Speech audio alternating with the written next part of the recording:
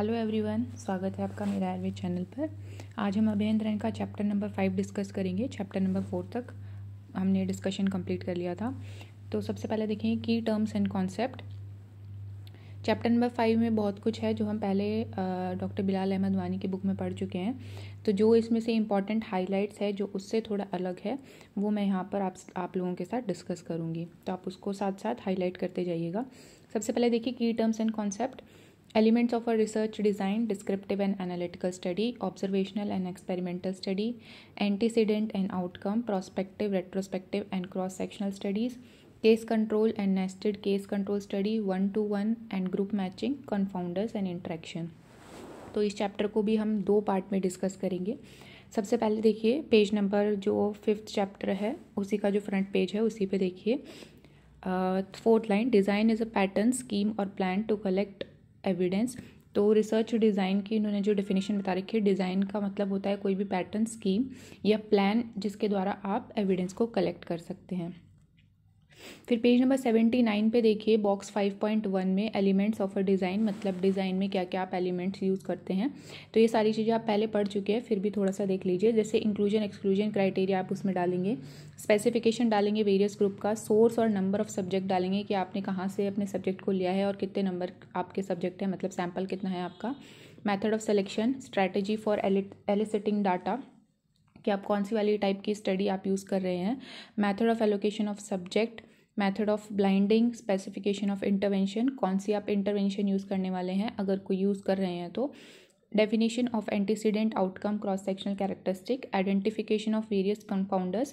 Compounders जो है हम आगे इसी चैप्टर में पढ़ेंगे, एक बार हम पहले भी डिस्कस कर चुके हैं कंपाउंडर्स का मीनिंग। फिर है वैलिडिटी एंड रिलायबिलिटी। तो ये सब चीज़ें आप लोग पहले पढ़ चुके हैं, बस इस पर थोड़ा सा आप देख लीजिए। फिर इसके बाद आता है box 5.2 type of study design, ये भी आप लोग पहले पढ़ चुके हैं, यहाँ पे थोड़ा सा देख लेंगे। सबसे पहले है descriptive study for establishing the existing status of a disease or any other condition in a segment of population and association without cause effect implication. तो कोई भी एग्जिस्टिंग स्टेटस अगर आपकी डिसीज़ का चल रहा है उसके बारे में डिस्क्राइब करना ही डिस्क्रिप्टिव स्टडी है। ये जो है मतलब जो रिसर्च डिज़ाइन है या स्टडी डिज़ाइन है, ये बहुत ही आसान भाषा में डॉक्टर बिलाल अहमद वानी की बुक में लिखा हुआ है। तो इसको आप एक बार वहाँ पर पढ़िए, तभी आपके कॉन्सेप्ट वहाँ पर क्लियर हो जाएंगे। इसके बाद है analytical study for establishing relationship between two or more factors, generally antecedents and outcome by observing natural course of event. Antecedent होता है हमारा कोई भी फैक्टर, मतलब रिस्क फैक्टर, और उससे जो आपकी डिसीज़ हुई है वो हो जाएगा हमारा आउटकम। तो एंटीसीडेंट यहाँ पर रिस्क फैक्टर है। तो रिस्क फैक्टर और आउटकम के बीच में जो रिलेशन है उसको बताने के लिए हम क्या करेंगे, एनालिटिकल स्टडी करेंगे। इसमें एनालिटिकल स्टडीज़ के अंडर में आता है प्रोस्पेक्टिव, ये भी हम पहले पढ़ चुके हैं, प्रोस्पेक्टिव, रेट्रोस्पेक्टिव और क्रॉस सेक्शनल, आगे भी इसको पढ़ेंगे। अगर ह्यूमन इंटरवेंशन से है तो एक्सपेरिमेंटल और ट्रायल ऑन ह्यूमन बीइंग। फिर आ जाइए पेज नंबर 80 पर, अब इसके बारे में अच्छे से दे रहा हुआ है। जैसे डिस्क्रिप्टिव स्टडी देखेंगे अब हम। This covers the distribution part of epidemiology of a disease और अ हेल्थ कंडीशन। कोई भी डिसीज़ फैली हुई है, एपिडेमिक फैला हुआ है कोई भी, तो उसका डिस्ट्रीब्यूशन कैसे हो रहा है, कि मतलब किस एज में ज़्यादा हो रहा है या फिर किस पार्ट में ज़्यादा डिसीज़ फैला हुआ है, या हेल्थ कंडीशन को डिस्क्राइब करने के लिए ही डिस्क्रिप्टिव स्टडी होती है। Such as what is common and what is rare and what is the trend, मतलब ट्रेंड में क्या चीज़ चल रही है, या फिर क्या चीज़ कॉमन है, या फिर क्या चीज़ रेयर है, या फिर क्या कौन सी डिसीज़ रेयर है, इस तरीके से भी इसको ले सकते हैं। It helps to assess the type of disease prevalent in various group and their load in the community. कौन से टाइप का डिसीज़ है जो कि वेरियस ग्रुप में प्रिवेलेंट है, कौन सा ज़्यादा मतलब फैला हुआ है, कौन से टाइप का disease. But a descriptive study does not seek explanation or causes, not tries to find which group is better relative to the other. Descriptive study सिर्फ डिस्क्राइब करेगा कि क्या चल रहा है फ़िलहाल आपके आसपास, या कौन सी चीज़ आपकी ज़्यादा ट्रेंडिंग है, कौन सी चीज़ ज़्यादा कॉमन है, या कौन सी चीज़ ज़्यादा रेयर है। लेकिन वो कभी भी एक्सप्लेन नहीं करेगी डिस्क्रिप्टिव स्टडी कि इस मतलब ये चीज़ अगर फैल रही है तो इसके कॉज क्या है, इसका एक्सप्लेनेशन नहीं होगा, किसी भी चीज़ का एक्सप्लेनेशन नहीं होगा। कोई दो ग्रुप को अगर डिस्क्राइब कर रहे हैं तो उनमें से बेटर ग्रुप कौन सा है, ये भी आपकी डिस्क्रिप्टिव स्टडी नहीं बताएगी। इसी पैराग्राफ में लास्ट लाइन देखिए, such studies can provide baseline data to launch a programme such as of control of breast cancer and can measure achievements made. तो डिस्क्रिप्टिव स्टडी जो है बेसलाइन डाटा आपको दे सकती है, जिसके बाद आप अपना कोई भी प्रोग्राम लॉन्च कर सकें या फिर कोई भी अवेयरनेस प्रोग्राम लॉन्च कर सकें।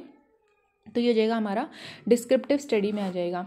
जैसे मान लीजिए कोरोना जब कोविड जब फैला था तो उसका डिस्क्रिप्टिव स्टडी में आप क्या देखेंगे कि वो किस चीज़ से फैला हुआ है, या फिर बार बार आपको सैनिटाइज़ करना पड़ेगा, बार बार आपको हैंड वॉश करने पड़ेंगे। तो ये सिर्फ डिस्क्राइब करना कि बार बार हैंड वॉश करना पड़ेगा या फिर सैनिटाइजेशन आपको बार बार करना पड़ेगा, तो ये सिर्फ बताना, ये है डिस्क्रिप्टिव स्टडी। फिर उसके बाद जो प्रोग्राम्स चले हैं उसको बेसलाइन बनाकर, उस डाटा को बेसलाइन बनाकर जो प्रोग्राम्स चले थे, अवेयरनेस प्रोग्राम कि आपको बार बार हाथ धोने हैं और ये दूरी बना के रखनी है, तो ये सारी चीज़ हमारा मतलब ये एक प्रोग्राम लॉन्च हो गया हमारी डिस्क्रिप्टिव स्टडी के बेसिस पर।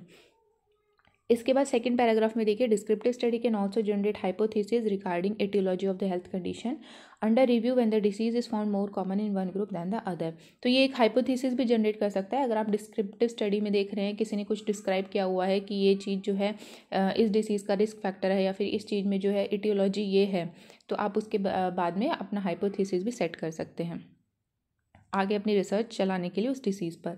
फिर इसमें देखिए लास्ट पैराग्राफ में case study, case series, surveys और सेंसस जो है हमारे डिस्क्रिप्टिव स्टडी में आते हैं, तो इनको अलग से हाईलाइट कर लीजिएगा, बॉक्स बना लीजिएगा।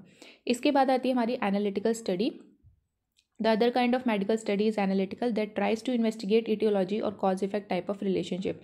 जब आप पूरा एनालाइज करेंगे मतलब etiology और cause और effect relationship का देखने के लिए कि कौन सी टाइप के relationship है, तो उसको हम बोलते हैं analytical study। ये सब आप पहले पढ़ चुके हैं। फिर आ जाइए पेज नंबर 81 पर, differences between two or more group are also evaluated by analytical study. अब देखिए डिस्क्रिप्टिव स्टडी में डिफरेंस नहीं बताया रहा था, मतलब कौन सा बेटर ग्रुप है ये नहीं बताया गया था, लेकिन एनालिटिकल स्टडी में आपको डिफरेंस बताया जाएगा कि दोनों ग्रुप में क्या डिफरेंस है। इसी के अंदर आती है हमारी observational and experimental study. Observational और एक्सपेरिमेंटल को आप एक बॉक्स में बना लीजिए। ऑब्जर्वेशनल स्टडीज़, ऑब्जर्वेशन एक्सपेरिमेंटल जो बॉक्स में बना है उसके आगे पढ़ेंगे। Observational studies are based on naturally occurring events, there is no human intervention, record based studies are also placed in this group. मतलब जहाँ पर ह्यूमन इंटरवेंशन ना हो, जो नेचुरली ऑकरिंग जो इवेंट हो रहे हैं आपके आसपास उनके बारे में ऑब्जर्व करके लिखना, वो हो जाएगा हमारा observational study. Observational study can be further subdivided as shown in figure, आगे देखेंगे उसको। इसके बाद देखिए experimental study require deliberate human intervention to change the course of event, this include clinical trial. तो जितने भी क्लिनिकल ट्रायल होते हैं वो हमारे एक्सपेरिमेंटल स्टडी के अंडर आते हैं। मतलब अगर ह्यूमन इंटरवेंशन के द्वारा कोई एक्सपेरिमेंट हो रहा है तो वो हो जाएगा एक्सपेरिमेंटल स्टडी, और अगर आप किसी चीज़ को ऑब्जर्व कर रहे हैं, जो चीज़ नेचुरली अकर हो रही है आपके आसपास और उसके बारे में अगर आप लिख रहे हैं, तो वो हो जाएगी हमारी ऑब्जर्वेशनल स्टडी। इसके बाद देखिए choice of strategy for analytical study. इसमें सेकेंड लाइन में देखिए, a useful strategy that works in some situation is comparison of characteristic of population with high incidence with those of population with low incidence, thus the factor contributing to the difference can be identified, this is called an ecological study. इसमें सिर्फ एक ही चीज़ पढ़ने लायक है, वो है ecological study क्या होती है। इसके ऊपर कभी क्वेश्चन आया नहीं है, लेकिन फिर भी आप ध्यान दीजिएगा कि इकोलॉजिकल स्टडी जो होती है वो एनालिटिकल स्टडी के अंडर में आएगी। इसमें क्या है, आप दो ग्रुप लेंगे पॉपुलेशन के, तो एक ग्रुप में क्या होगा, बहुत ज़्यादा हाई इंसिडेंस होगा किसी भी डिसीज़ का, और दूसरे ग्रुप में क्या है, लो इंसिडेंस होगा उस डिसीज़ का। तो उन दोनों में जब डिफरेंस आप देखेंगे तो आपको कंट्रीब्यूटिंग फैक्टर्स पता चलेंगे कि जहाँ पर हाई इंसिडेंस है वहाँ पर क्या ज़्यादा फैक्टर्स इन्वॉल्व हैं जिसकी वजह से वहाँ पर डिसीज़ ज़्यादा फैल रहा है। तो इसी को हम बोलते हैं इकोलॉजिकल स्टडी। इसके बाद है आपका 82 पे स्टडी डिज़ाइन का फ्लो चार्ट दिया हुआ है। ये एक बार आप जस्ट एक बार इसको देख लीजिएगा, इतना इंपॉर्टेंट नहीं है, ये हम पहले पढ़ चुके हैं सब कुछ। फिर आ जाइए पेज नंबर 83। इसमें 5.2 में लिखा है prospective, retrospective and cross sectional observational study. तो इसी में देखिए फर्स्ट पैराग्राफ में जो मैंने हाईलाइट किया हुआ है ऑब्जर्वेशनल स्टडी, जहाँ पे लिखा है बोल्ड में, उसी के आगे लिखा है sometimes also refer to as epidemiological study. तो ऑब्जर्वेशनल स्टडी को हम एपिडेमियोलॉजिकल स्टडी भी बोलते हैं, ये ध्यान रखिएगा। इसके बाद आता है पेज नंबर 84। 84 पे देखिए सेकेंड लाइन जो है, an antecedent is a precursor an antecedent is a precursor such as an exposure, example sex with a subject with sexually transmitted disease, or a risk factor, example high cholesterol suspected to affect the disease. The other name for antecedent are cause, predisposing factor and determinant. तो antecedent मतलब जो भी आपके factors या फिर जो भी आपके कॉज हैं जो आपकी डिसीज़ को कॉज कर रहे हैं या फिर डिसीज़ को उत्पन्न कर रहे हैं वो उनको हम बोलते हैं एंटीसीडेंट। तो एंटीसीडेंट को हम क्या क्या बोलते हैं, कॉज भी बोलते हैं, प्रीडिस्पोजिंग फैक्टर्स और फिर डिटर्मिनेंट्स भी इसका नाम है। फिर आउटकम देखिए, an outcome could be health state, recovery, side effect, death or any other event of interest. तो इसमें देखिए आउटकम सिर्फ डिसीज़ ही नहीं हो सकता है, डिसीज़ भी हो सकता है, रिकवरी भी हो सकती है, साइड इफेक्ट भी हो सकता है या फिर डेथ भी जो है आउटकम में आपकी आएगी। Other terms for this are effect and result, इसमें लिखा हुआ है। फिर आप देखिए इसी में लास्ट जो है ऊपर से जो थर्ड पैराग्राफ है उसमें देखिए 3 different ways that an observational study can be carried out are prospective, retrospective and cross sectional. तो ये चीज़ें भी हम पहले पढ़ चुके हैं। प्रोस्पेक्टिव स्टडी क्या होता है, एंटीसीडेंट से जो आउटकम की तरफ जाती है, मतलब कॉज से जो डिसीज़ की तरफ जाएगी वो होगी हमारी प्रोस्पेक्टिव स्टडी। इसमें सबसे लास्ट में देखिए this is also called as follow up study. तो इसमें ऊपर ही लिख लीजिएगा आप, एंटीसीडेंट से आउटकम की तरफ जाने वाली है हमारी प्रोस्पेक्टिव स्टडी और इसको हम फॉलोअप स्टडी भी बोलते हैं। इसके बाद आती है आपकी कोहोर्ट स्टडी। कोहोर्ट के बारे में भी हमने बिलाल में पढ़ा था कि कोई भी एक ग्रुप जो इसमें कोई कॉमन फैक्टर हो, जैसे सेम एज के हों या फिर सेम ईयर में जो ग्रुप है वो बॉर्न हुआ हो, या फिर फीमेल नर्सेज है या फिर ट्रक ड्राइवर्स हैं, तो जो जिनमें एक सिमिलैरिटी हो तो उसको हम बोलते हैं कोहोर्ट। इसमें देखिए आप कोहोर्ट की डेफिनेशन देख लीजिए। If a fixed group of subject is followed all the beginning with a common base line it is called a cohort. मतलब एक फिक्स्ड ग्रुप ऑफ पेशेंट है आपका, जैसे 1989 में जितने लोग पैदा हुए हैं उनका एक आपने ग्रुप बना लिया वो आपका कॉमन बेस लाइन हो गया 1989। फिर उसके बाद जब आप उसको फॉलोअप करते जाएंगे किसी भी चीज़ के लिए या फिर किसी भी चीज़ को माइंड में रखते हुए कोई भी डिसीज़ को, उसको आप बोलते हैं cohort. In case of a usual prospective study, the subject can continue to be enrolled, whereas in case of cohort, this is rarely admissible। तो ये आपको याद रखना है, बहुत ही इंपॉर्टेंट लाइन है। जब आप प्रोस्पेक्टिव स्टडी करते हैं, जैसे एंटीसीडेंट से आउटकम की तरफ जाएंगे, प्रोस्पेक्टिव मतलब लॉन्गिट्यूडनल स्टडी होती है, लंबे टाइम तक चलती है। तो उसमें क्या होता है, सब्जेक्ट आपके बीच बीच में आते जाते हैं। सैम्पल जो साइज आपका, अगर आपका सैम्पल साइज फिक्स नहीं है प्रोस्पेक्टिव स्टडी में, तो आप क्या है बीच बीच में अपने सैम्पल या सब्जेक्ट को जोड़ते जाते हैं। जैसे मान लीजिए आज आपने 2 सैंपल लिए हैं, कल आपको लगा कि इस डिसीज़ के और लोग आ रहे हैं तो आपने 3 सैंपल और ले लिए, फिर आपको 1 महीने बाद लगा कि मेरे को ये वाले सैंपल्स और लेने चाहिए तो आपने 3 सैंपल्स और अपने स्टडी में जोड़ लिए, तो वो हो जाएगा हमारा प्रोस्पेक्टिव स्टडी। लेकिन अगर आप कोहोर्ट स्टडी कर रहे हैं तो आप एक बार में ही अपने ग्रुप को लेंगे, उसी ग्रुप को आप आगे तक चलाएंगे, उसमें बीच में आप किसी को भी एडमिट मतलब किसी भी सब्जेक्ट को आप इंक्लूड नहीं करेंगे। रेयरली होता है कि कोहोर्ट में आपका बीच में कोई सब्जेक्ट आपकी स्टडी में इंक्लूड होगा। तो ये डिफरेंस है प्रोस्पेक्टिव में और कोहोर्ट स्टडी में। इसी में लास्ट में देखिए, if the group identified for the study is one that has been recently expose to a risk factor it is called inception cohort. अब मान लीजिए आपने कोई ग्रुप लिया है और वो तुरंत ही उस ग्रुप को कोई भी डिसीज़ या फिर कोई भी रिस्क फैक्टर से वो एक्सपोज हो गया आपका ग्रुप, तो उसको हम बोलते हैं इंसेप्शन कोहोर्ट। मतलब इमीडिएट जो है रिस्क फैक्टर से आपका या फिर रिसेंटली जो है आपका ग्रुप रिस्क फैक्टर से एक्सपोज हुआ है, तो वो होता है हमारा inception cohort. For example, an inception cohort of early rheumatoid arthritis can be studied for assessing predictive factors of orthopaedic surgery. Early rheumatoid arthritis मान लीजिए आपके ग्रुप को हुआ है, तो वो क्या होएगा हमारा इंसेप्शन कोहोर्ट, क्योंकि जो है रिसेंटली जो है रिस्क फैक्टर से आपका ग्रुप एक्सपोज हुआ है। इसके बाद देखिए पेज नंबर 85 पे, हिस्टोरिकल कोहोर्ट या retrospective cohort is a group of subject with exposure in the past which is investigated for development of an outcome. आपने हिस्टोरिकल या फिर रेट्रोस्पेक्टिव कोहोर्ट क्या बोलेंगे, जैसे आपने कोई भी ग्रुप ऑफ पेशेंट या फिर ग्रुप फीमेल नर्सेज ली है जो पहले से ही एक्सपोज हो चुके हैं रिस्क फैक्टर के आपकी स्टडी में आने से पहले, तो अभी आउटकम नहीं आया है, तो आउटकम की स्टडी के लिए आप जब उनको स्टडी करते हैं, पास्ट में एक्सपोजर हो चुका है उनको, लेकिन आपने बीच में स्टडी अपनी स्टार्ट करी है उस ग्रुप की, तो उसको हम बोलते हैं हिस्टोरिकल या retrospective cohort. Terms such as retrospective, follow up and historical perspective are also used for this kind of method. तो आप ये याद रखिएगा कि इसका और क्या क्या नाम है। फिर इसके बाद आती है लॉन्गिट्यूडनल स्टडी। इसमें देखिए, व्हेन ऑब्जर्वेशन और measurements are repeatedly made at several point of time particularly over a long period. आपकी ऑब्जर्वेशन या फिर मेजरमेंट आप किसी सब्जेक्ट पे बहुत ज़्यादा बार ले रहे हैं, सेवरल पॉइंट ऑफ टाइम, हर एक महीने में ऐसे भी कर सकते हैं, या फिर हर एक साल अगर आप उसकी मेजरमेंट या ऑब्जर्वेशन को नोट कर रहे हैं तो वो हो जाएगी हमारी लॉन्गिट्यूडनल स्टडी।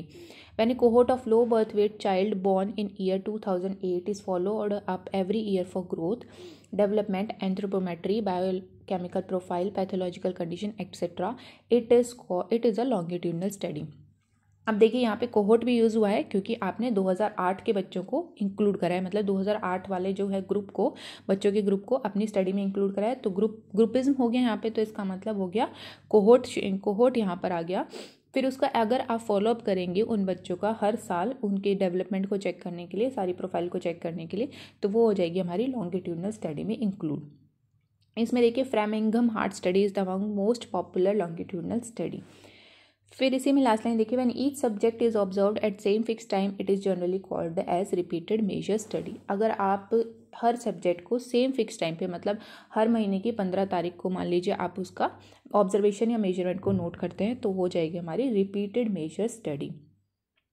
इसी में नेक्स्ट पैराग्राफ देखिए, prospective study is an umbrella term that include cohort and longitudinal study. अब प्रोस्पेक्टिव स्टडी के अंडर कोहोर्ट और लॉन्गिट्यूडनल स्टडी भी आ सकता है, और दूसरे टाइप की फॉलोअप स्टडी भी हम प्रोस्पेक्टिव के अंदर इंक्लूड कर सकते हैं। अब आ जाइए पेज नंबर 86 पर। 86 में देखिए comparison group in a prospective study. अब आप कंपैरिजन ग्रुप कैसा लेंगे प्रोस्पेक्टिव स्टडी में, इसी में सेकेंड लाइन देखिए, during the process of follow up in such a study some develop the outcome who become cases and some do not develop the outcome who become control. ये ऐसे questions आएंगे नहीं, लेकिन आपको समझने के लिए देखना होगा कि प्रोस्पेक्टिव स्टडी क्या है, लॉन्गिट्यूडनल स्टडी है। आपने क्या करा है कि या तो आपका रिस्क फैक्टर से ऑलरेडी एक्सपोज हो चुके हैं आपके पेशेंट, या फिर अभी रिस्क फैक्टर से एक्सपोज होने वाले हैं। तो जिन लोगों को डिसीज़ हो गई है आपके रिस्क फैक्टर्स, मतलब कोई भी रिस्क फैक्टर्स से एक्सपोज होने के बाद आपने 100 लोगों का ग्रुप ले रखा है अपनी प्रोस्पेक्टिव स्टडी के लिए, रिस्क फैक्टर्स से ऑलरेडी एक्सपोज हो चुके हैं। अब 100 में से जो है आपके 60 पेशेंट को जो है मतलब आउटकम डेवलप हो गया, मतलब डिसीज़ डेवलप हो गया, तो वो हो जाएंगे हमारे केसेस, और 40 को जिनको डिसीज़ डेवलप नहीं हुआ है तो वो हो जाएंगे हमारे कंट्रोल ग्रुप। तो इस तरीके से आप इसमें 2 ग्रुप बनाते हैं, कंपैरिजन ग्रुप इस तरीके से बन जाते हैं अपने आप ही प्रोस्पेक्टिव स्टडी में, कि जिनको डिसीज़ हो गया है रिस्क फैक्टर के बाद तो वो जाएगा हमारा केस ग्रुप, और जिनको डिसीज़ नहीं हुआ है वो हो जाएगा हमारा कंट्रोल ग्रुप। फिर इसी में देखिए जो मैंने 5th लाइन या 6th लाइन पे हाईलाइट किया है, however in some situation an external group can be use for comparison. अब मान लीजिए आपके पास बहुत ही कम लोग बचे हैं, आप 100 में से 90 को अगर आपके केस, मतलब 100 में से 90 सब्जेक्ट को आपके डिसीज़ डेवलप हो गया या आउटकम आ गई है, तो 90 तो हो जाएंगे आपके केस, लेकिन आपको कंट्रोल जो है बाहर से लेने पड़ेंगे ताकि आप एक कंपैरेटिव स्टडी उसमें से कर पाएँ। तो एक्सटर्नल ग्रुप भी आप प्रोस्पेक्टिव स्टडी के लिए यूज़ कर सकते हैं। इसके बाद आता है non response and other non sampling errors in a prospective setup. अब प्रोस्पेक्टिव सेटअप क्या है, हमारा लॉन्गिट्यूडनल सेटअप है, काफ़ी दिनों तक चलता है, तो उसमें नॉन रिस्पॉन्स या ड्रॉप आउट्स ऑब्वियसली बातें होती ही हैं। नॉन रिस्पॉन्स मैंने पहले भी बताया था, बीच में अगर पेशेंट को कुछ हो जाता है, वो आपकी स्टडी को छोड़ देता है, फॉलोअप के लिए नहीं आता, मान लीजिए किसी की डेथ हो गई, या फिर किसी को आपका ट्रीटमेंट सूट नहीं करा, या फिर किसी को आपकी कंडीशन सूट नहीं करी, तो बीच में आपका स्टडी को छोड़ के अगर वो चले जाते हैं तो उनको हम बोलते हैं नॉन रिस्पॉन्स या फिर ड्रॉप आउट्स। तो मतलब ये जो है एरर प्रोस्पेक्टिव स्टडी में आपको, प्रोस्पेक्टिव स्टडी या फिर कोई भी अगर आपकी लॉन्गिट्यूडनल स्टडी चल रही है उसमें ज़्यादा देखने को मिलते हैं नॉन रिस्पॉन्स। इसके बाद आती है हमारी रेट्रोस्पेक्टिव स्टडी, ये हम नेक्स्ट जो लेक्चर होगा उसमें डिस्कस करेंगे। आज के लिए इतना ही, आप इसको एक बार दोबारा देख लीजिएगा, बाकी फिलहाल में हम लोग ये कॉन्सेप्ट को अच्छे से समझ कर आ चुके हैं, एक बार आप वहाँ पर भी इसको पढ़ लीजिएगा। आज के लिए इतना ही, थैंक यू।